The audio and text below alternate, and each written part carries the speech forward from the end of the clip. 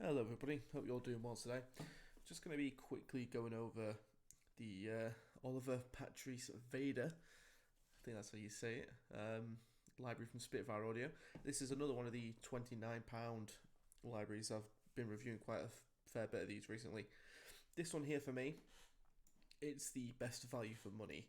As you can see here, there's quite a lot of patches that you get in with this. Especially compared to like the Leah Petrucci one or the Alex Epton one. That's not to say these other two libraries aren't good. They are, incredible value for the money, but I just personally think you can get more out of these ones. So, without further ado, we'll just get into trying the sounds. That's why you're here, not here to listen to my voice. So we'll start off with just the generic standalone Oliver's piano.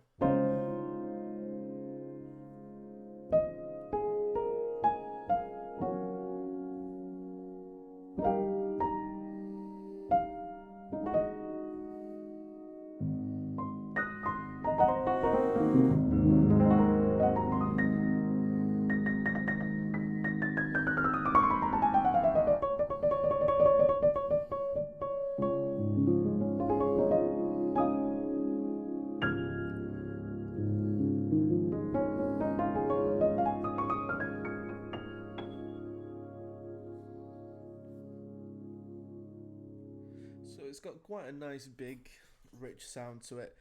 It's quite similar to a lot of felt pianos that you can get nowadays. Okay, as you can hear there, the mod wheel. Mod wheel kind of controls dynamics. I'm guessing it can just controls.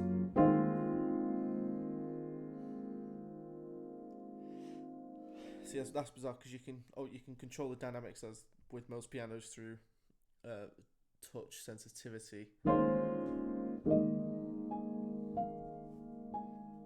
I think the mod wheel just kind of serves as a volume there.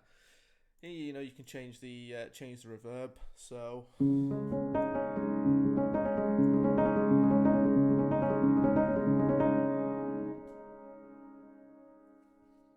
room on that is quite nice. It's quite big. It's a good tail end on there. The next one here is Oliver's soft piano. So the same premise as the other one, except this time it's a little bit softer.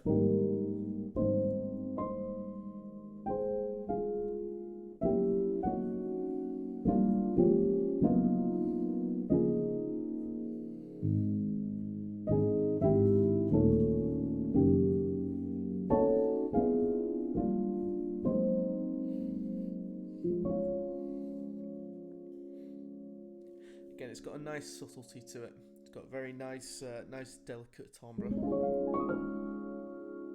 A lovely texture. There's definitely a lot that you could get use out of this. I think this here is meant to replicate on some old upright pianos. The third pedal acted as a practice pedal. You used to be able to push that in and push it off to the side. That's what this kind of sounds like to me.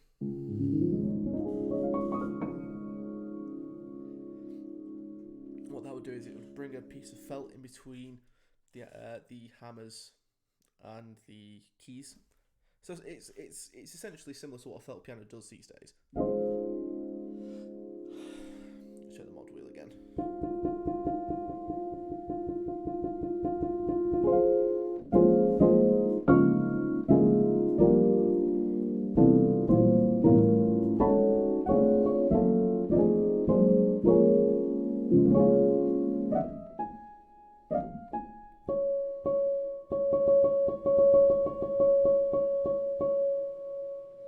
That's cool. You can kind of hear the resonance of some of the other strings in there as well. It's always a bonus for piano VSTs, not VSTs, patches. So Oliver's Ice piano. This one brings something a little different into things. So you'll be able to hear it now.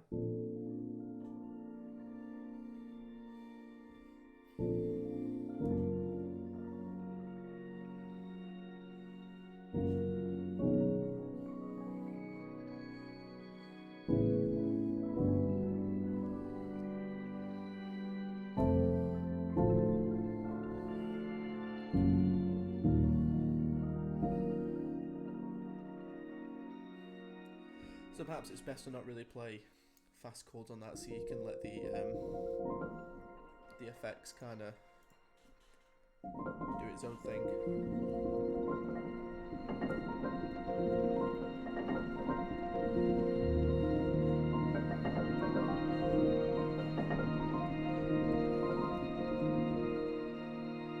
So yeah, it's got a really nice.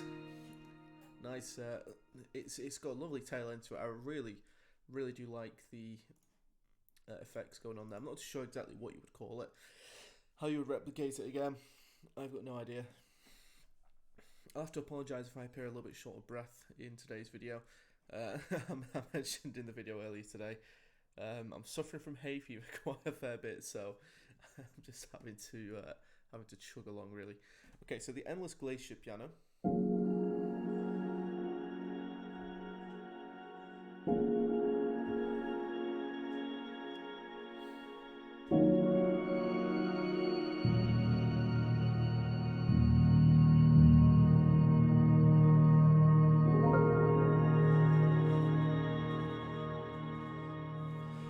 Perhaps not quite as useful as the ice piano there. It's got very much it's got the same kind of technique going for it there. You know, the FX going on. It does sound quite similar. So the Endless Glacier ice piano, I imagine, will be something similar again. Yeah. There's not as much going on with this one, so perhaps this one's got a little bit more practicality to it.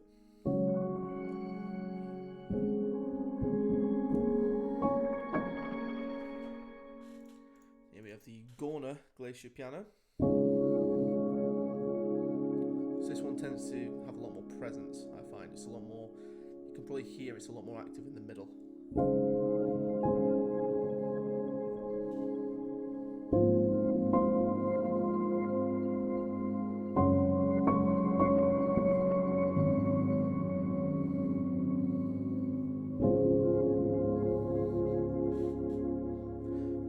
I think with these kind of warped piano sound, well, again, warped's probably the wrong nomenclature there, is the basses tend to be really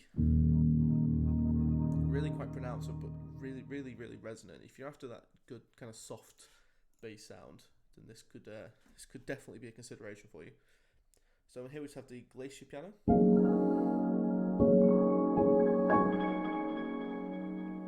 So yeah, there's definitely not as much going on here.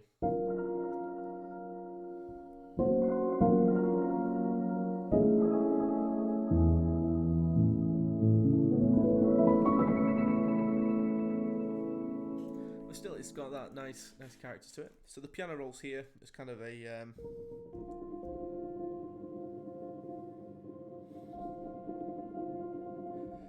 just hitting the key repeatedly. So here's something new here, something I've not really seen before. It's a flugelhorn. Now, I'm not familiar with the instrument itself, but I've had a little play of this. Seems to be quite nice.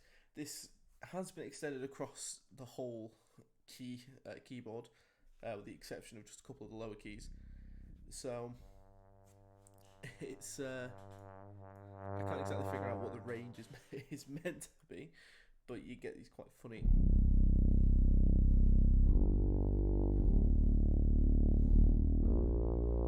You get these really kind of unique sounds down in the bass. It's quite sci-fi, I find. But yeah, then you've also got.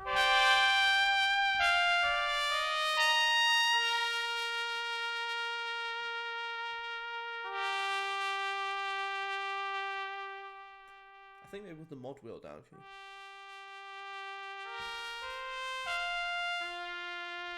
See, it's not really reducing that. It's not really reducing the dynamic of the actual instrument.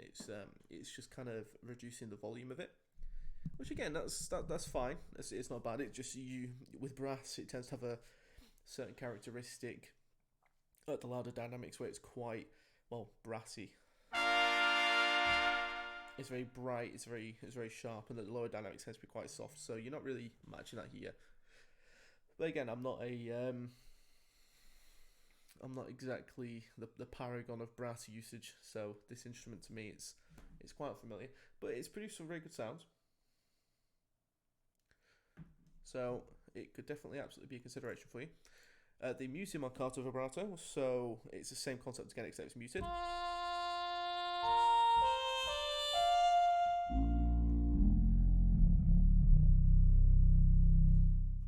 Not really much more to say about that.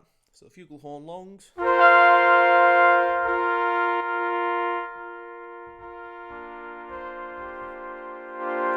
these here don't seem to have that same kind of attack as the marcato.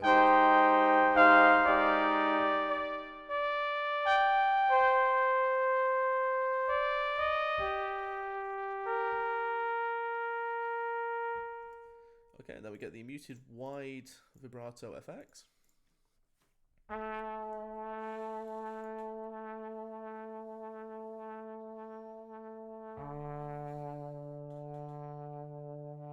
Kind of has that kind of phasey vibe to it, which I quite like. So we get to a couple of pads. We have the Endless Glacier pad this time.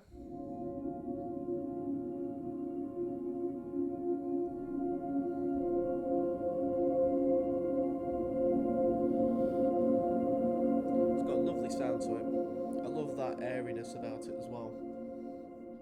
Doesn't sound 100% clean, but that's something I quite like.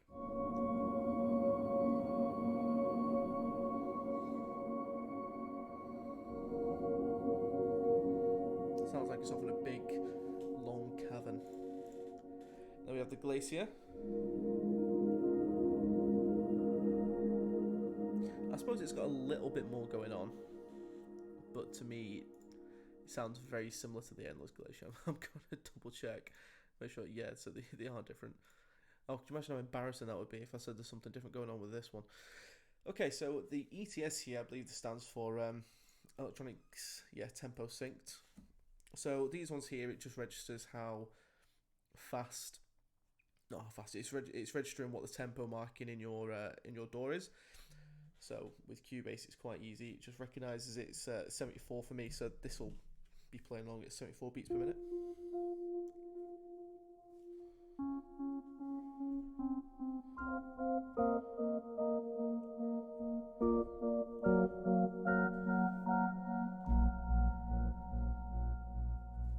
Quite of a again a kind of pulsing thing. It's quite similar to something that I'd end up doing with the KHS Transgate. So here we have the Night Sparks.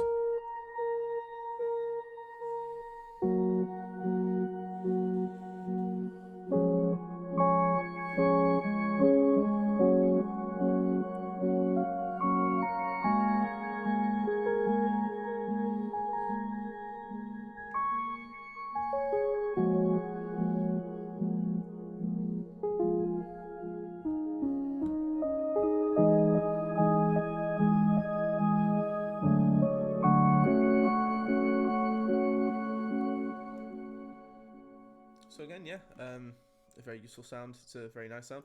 So we'll just try and get through these a bit quickly. So that's quite a weird one in the Deep Galaxy.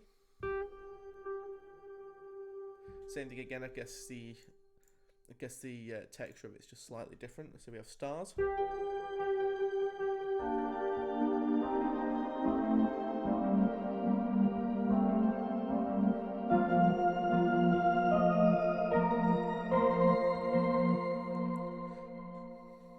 Playing quite complex stuff with these. It's maybe not pertinent to how it's supposed to be used, but I'll do it anyways.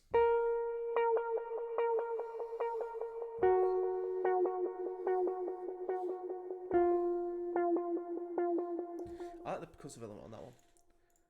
Okay, so Hypnotic Reverser. Quite a good one again. Nostalgia Howler.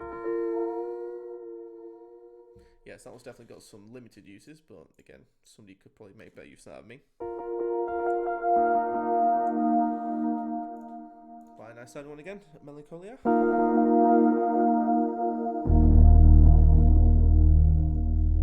Good bit of bass on that one. Underwater Bubbles.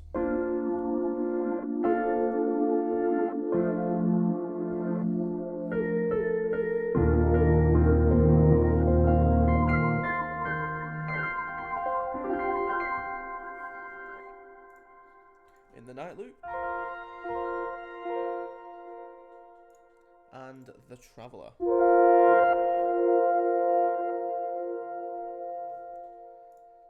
So yes, definitely some usable stuff in the ETS there. So here we have the one shots.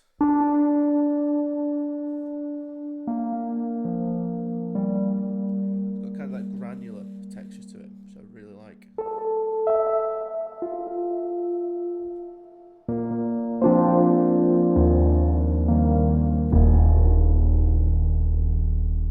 Let's see what this module does. Not much. So then we have the dry whirly.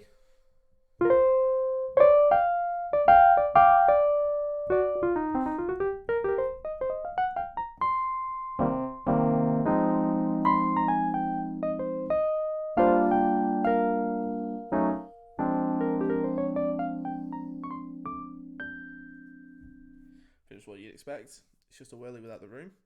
Then we have the 80s whirly. It's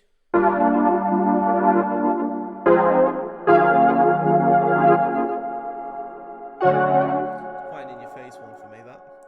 Okay, then we have the regular whirly.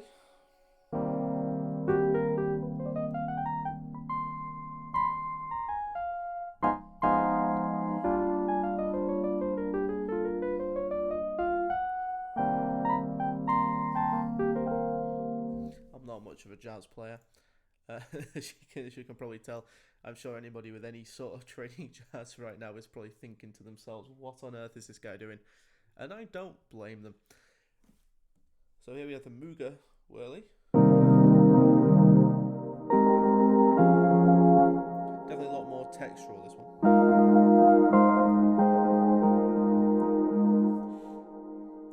Then we have the reverb whirly. Or the reverb whirly, as some people like to call it.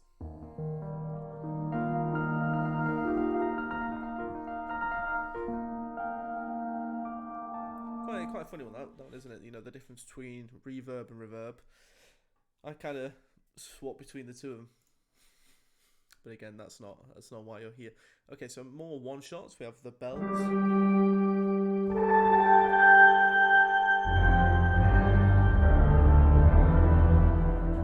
Some cool sounds in there.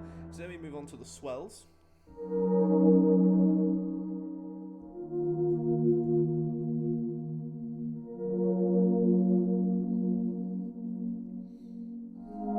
So the first one's quite a big swell. The Beauty Special Sweller. See how this one sounds. So it's quite similar to that first one, it's just got a little bit more going on with it. It's got a much bigger kind of texture to it, in my opinion. So the Simple Swell.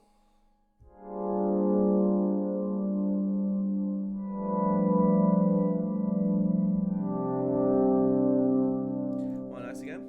Glacier Terminus.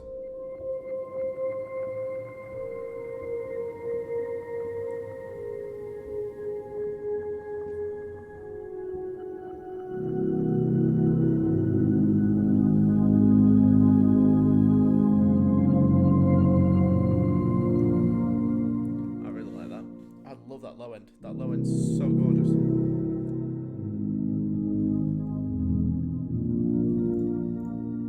And we have Remembrance.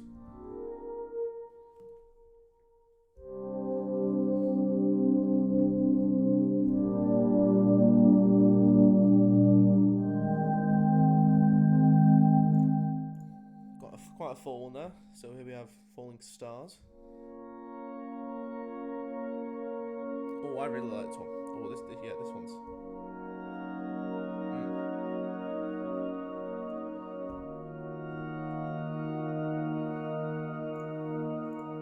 Yeah, that was one of my favourites so far. Falling Stars, I'll have to remember that one. Shooting Stars.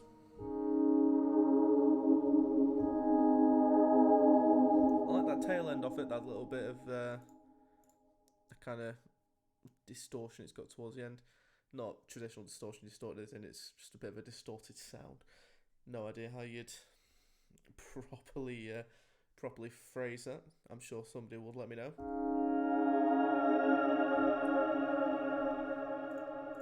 Soothing Touch.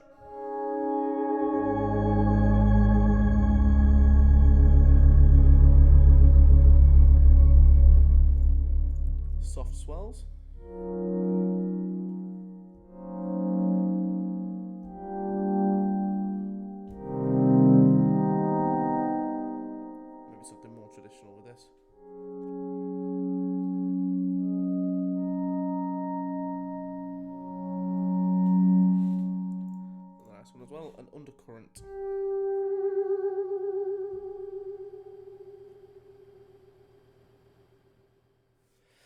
Again, kind of a high pitched. I don't know if you can hear that very, very lightly.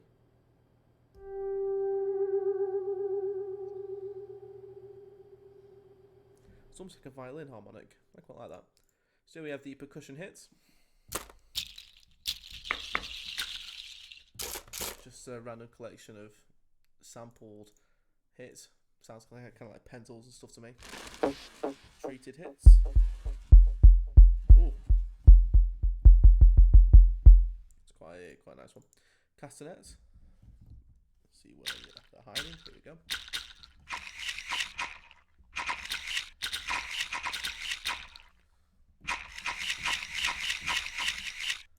Yeah, as you'd expect, claps.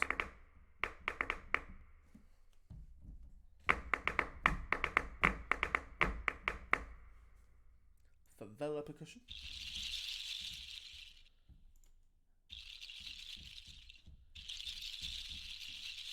Shakers to me. Goat nail hit.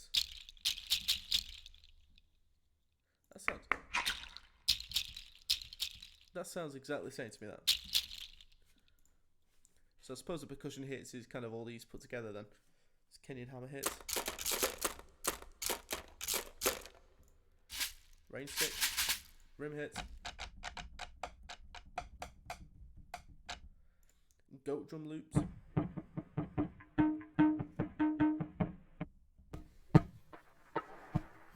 Yeah, OPW special loops.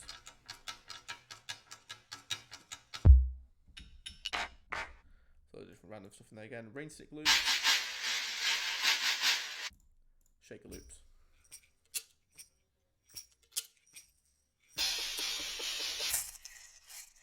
So a lot of that percussion does kind of seem to be kind of stock in filler there, but I suppose there is some stuff there you could definitely get some use out of.